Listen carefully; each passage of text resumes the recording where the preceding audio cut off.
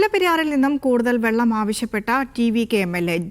നിലവിൽ ജലനിരപ്പ് ഉയരുമ്പോൾ ഇടുക്കിയിലേക്ക് ഒഴുക്കുന്ന വെള്ളം തമിഴ്നാടിന് നൽകണം. മുല്ലപ്പെരിയാർ വിഷയം രാഷ്ട്രീയ ലാഭത്തിനായി ഉപയോഗിക്കരുതെന്ന് കമ്പം എം.എൽ.എ. ജഗന്നാഥ് മിശ്ര പറഞ്ഞു. முல்லை பெரியார் அணையினுடைய எக்ஸஸ் வாட்டர் ஒரு ஆண்டுக்கு 5 தடவை எக்ஸஸ் வாட்டர் இடுக்கி டேமுக்கு போய் இடுக்கி டேம் வழியா அரபிக்கடலுக்கு போகுது அந்த தண்ணி. அந்த வாட்டரை எங்களுக்கு எக்ஸஸ் வாட்டர் எவ்வளவு எக்ஸஸ் வாட்டர் முல்லை பெரியார்ல இருக்கோ அது மூலம் தமிழ்நாட்டுக்கு கொடுங்க. நிச்சயமாக அதெல்லாம் வரும். இனிமேல் எந்த பிரச்சனையும் இல்லாம வரும். முன்னாடி இந்த சட்டமன்ற உறுப்பினர் எப்படியோ நான் அப்படி இல்லை. அந்த கவர்மெண்ட் அப்படி இல்லை. முதல்வர் ஜோசப் விஜயும் நம்முடைய காங்கிரஸ் கவர்மெண்ட், கேரளா காங்கிரஸ் கவர்மெண்ட்டும் இணக்கமா இருக்கு. இணக்கமா இருக்கு. நிச்சயமாக நல்ல விஷயங்கள், முன்னேற்றமான விஷயம், கேரள மக்களுக்கும் தமிழக மக்களுக்கும் முன்னேற்றமான விஷயங்கள் நிச்சயமாக நடக்கும்.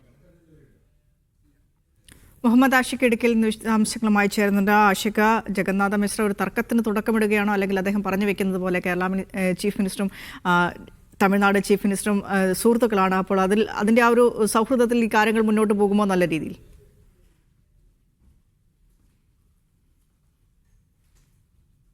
വിനിഷ, ഇതിൽ ഏറ്റവും പ്രധാനപ്പെട്ട കാര്യം, ദീർഘകാലമായി കേരള സർക്കാരും തമിഴ്നാട് സർക്കാരും തമ്മിൽ തർക്കം നിലനിന്നിരുന്ന ഒരു വിഷയമാണ് മുല്ലപ്പെരിയാറുമായി ബന്ധപ്പെട്ടുള്ളത്. ഈ പ്രശ്നം പുതിയ സർക്കാർ, പ്രത്യേകിച്ച് ടി.വി.കെ. അധികാരത്തിൽ വരുന്നതോടെ പരിഹരിക്കപ്പെടുമെന്ന പ്രതീക്ഷ ഇടുക്കിയുടെ മലയോര മേഖലയിലുള്ള ജനങ്ങൾ പ്രതീക്ഷ വെച്ചിരുന്നു. പ്രത്യേകിച്ച് തമിഴ് വംശജരടക്കം അധിവസിക്കുന്ന ഉടുമ്പൻചോല, മൂന്നാർ മേഖലകളിലുള്ള ആളുകൾ ഇത് പരിഹരിക്കപ്പെടുമെന്നുള്ള പ്രതീക്ഷയിലായിരുന്നു. ഈ വിഷയത്തിൽ ഒരു ഇടപെടൽ നടത്തുകയാണ് ടി.വി.കെ. എന്നും സൂചിപ്പിക്കുന്നതാണ് ഇപ്പോൾ വന്നിരിക്കുന്ന പ്രതികരണം. കമ്പം എം.എൽ.എ. ആയിട്ടുള്ള ജഗന്നാഥ് മിശ്രയാണ് ഈ വിഷയത്തിൽ പ്രതികരിച്ചിരിക്കുന്നത്.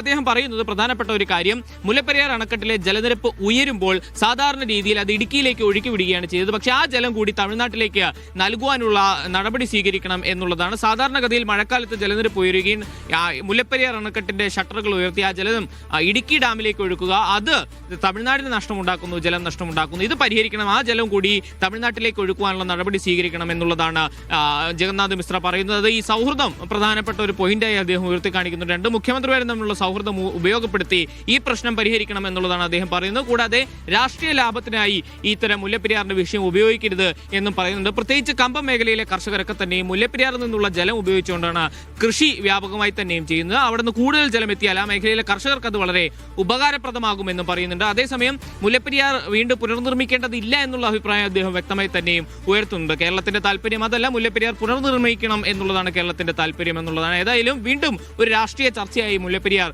മാറുകയാണ്. നമുക്ക് ഇനി കാണേണ്ടത് എന്താണ് ഈ മേഖലയിൽ നിന്നുള്ള ജനപ്രതിനിധികൾ ഈ വിഷയവുമായി ബന്ധപ്പെട്ട് പറയേണ്ടത് എന്നുള്ളതാണ്. കേരള സർക്കാരിന്റെ നിലപാട് ഈ വിഷയത്തിൽ എന്താണ് എന്നുള്ളതാണ് ഇത് അടുത്ത് കാണേണ്ടത്. ഏറ്റവും പ്രധാനപ്പെട്ട കാര്യം, ഈ എം.എൽ.എയുടെ അഭിപ്രായം അത് ടി.വി.കെയുടെ ഔദ്യോഗികമായ അഭിപ്രായം കൂടിയാണോ എന്ന് നമുക്ക് അറിയേണ്ടതുണ്ട്. വിനീഷ.